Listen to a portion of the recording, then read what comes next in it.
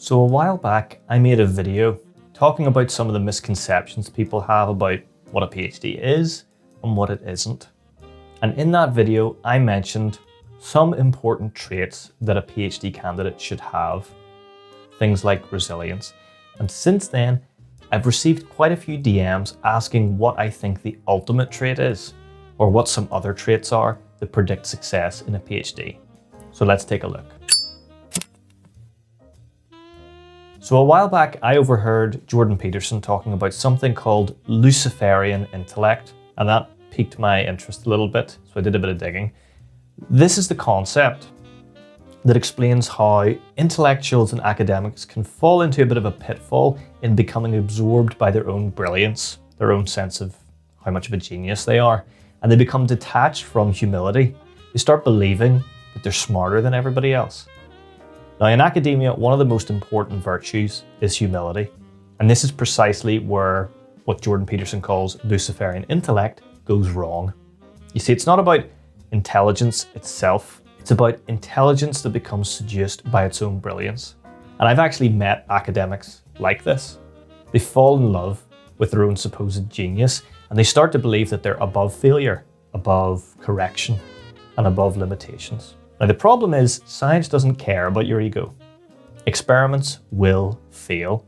Data will contradict your hypothesis. Reality pushes back against you. Now, instead of meeting that resistance with humility and the willingness to learn, adjust, and improve, the Luciferian intellect rejects it. You see, to accept failure would mean acknowledging imperfection, and that wounds their pride and their ego.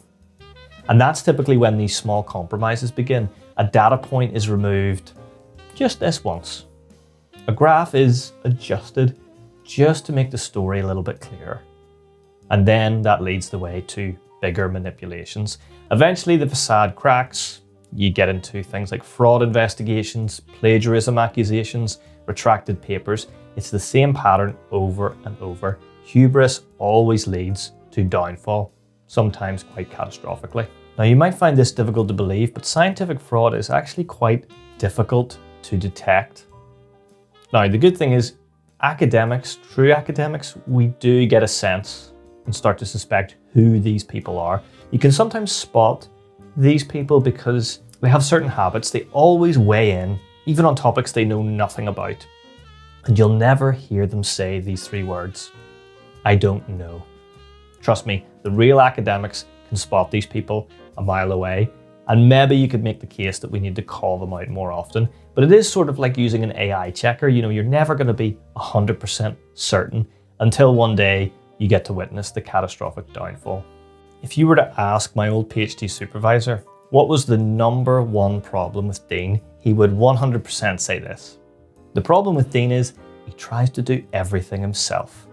In fact, one of my supervisor's catchphrases was, "Don't reinvent the wheel." As a PhD student, yes, your project is independent. In other words, you are solely responsible for it.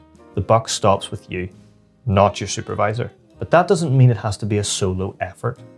You can and should make professional relationships with people both inside and outside of your lab or institution. Personally, I've seen students go for over a month trying to troubleshoot an experiment before they ultimately mention it to the lab group, only to find out that the equipment they were using has been broken for years. Probably should have labeled that. Sometimes it's not that, it's that you're trying to run an experiment and you know someone in your institution has been trying it for years. Okay, so think to yourself, stop and think, why would you go through all of the same failures? Collaborate with them, stand on their shoulders and let them support you instead. This can literally chop months, sometimes years off the length of your PhD. Now, some of the more experienced academics are maybe grinding their teeth a bit. There is a flip side to this, risk, okay? If you share too much with people in your field, there is a risk you might get scooped. That is, someone might run through your project with their team and publish it before you can even finish it yourself. I've seen this happen to colleagues of mine. It stings, okay? It's horrible. Worse still, it tends to leave a mark on the victim. There's a sense of paranoia or distrustfulness in others. Tends to make scientists more and more guarded against collaboration.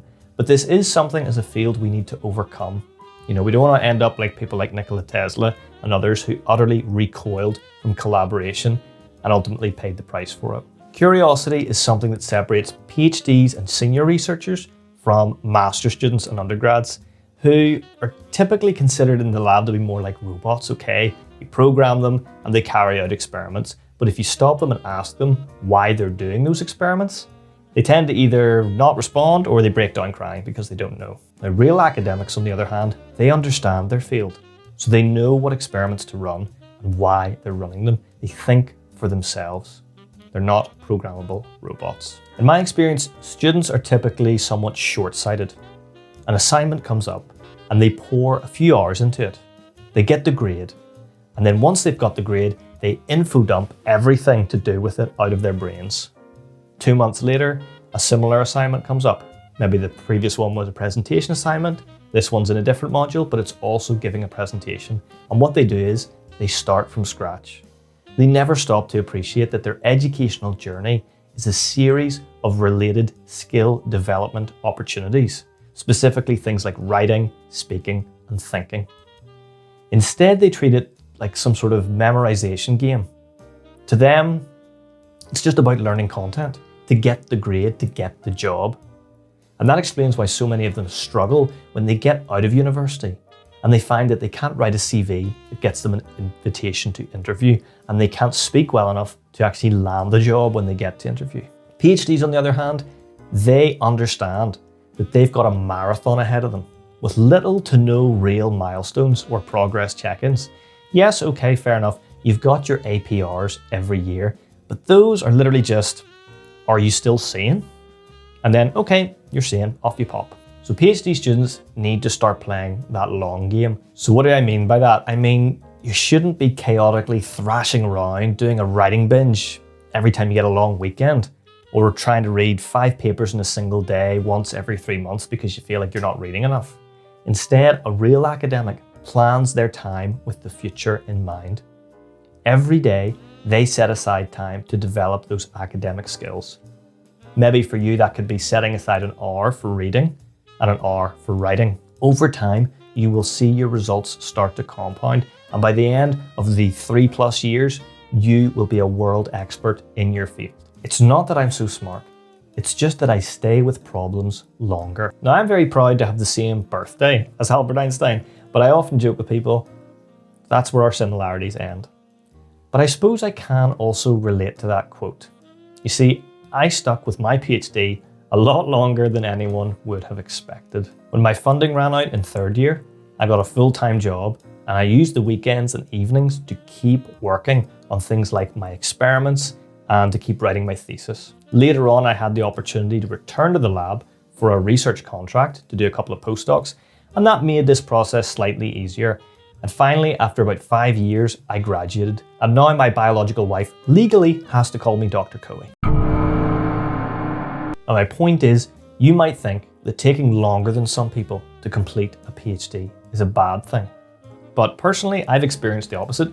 People are generally in awe that I was able to overcome the odds and keep working on it for so long, that I never gave up, even when things got hard. Now, to be completely fair, this is actually part of my heritage. You see, my dad and my granddad had this saying, Coeys don't do lose. And my childhood was spent playing football and golf, sometimes getting absolutely clobbered. You see, I was a goalie, meaning I've been kicked in the face a fair few times. That's actually why I look like this. But I always got back up. Even if winning the match was hopeless, I'd spring back up as if we were neck and neck, as if it was 1-1 and we still had a shot to win. And why did I do that? It's because my dad taught me that losing wasn't exactly the opposite of winning. Losing was what happens when you give up. Another way to think about it, you can never lose as long as you don't give up. So what do you think, folks? Did I miss any important traits for a PhD student? Which one of those 5 do you think is the most important for surviving and thriving in academia? Let me know down in the comments below, and I'm looking forward to seeing what you guys think and chatting with you all. And don't forget, if you liked today's video, please hit that like button, hit that subscribe button. It lets me know to keep making more content like this. Thank you very much, and I'll see you in the next one.